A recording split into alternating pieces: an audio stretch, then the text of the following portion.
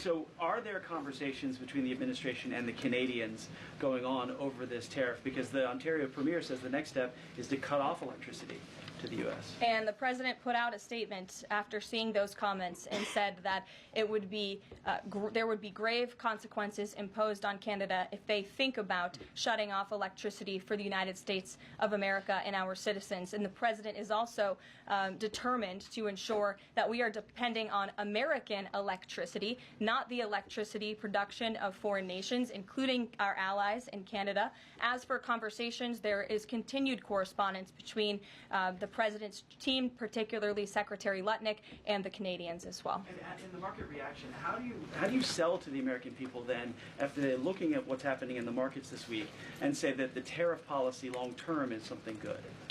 Well, just think about what the tariff policy long-term will do for our country. I think many of us probably grew up in small towns. I know at least I did, and the main street in my small town looks a heck of a lot worse than it probably did decades ago before I was alive. At least my parents and grandparents tell me so, and I know many Americans feel that same way. What the president envisions for this country is for the United States of America to be a manufacturing superpower, where there are American factories and businesses owned by Americans, producing goods that we are exporting to the rest of the world. Those revenues will stay here. It will increase wages for people here in our great country. It will ensure our national security, and it will boost the morale of the American people to have thriving industries again. Think about Detroit, Michigan.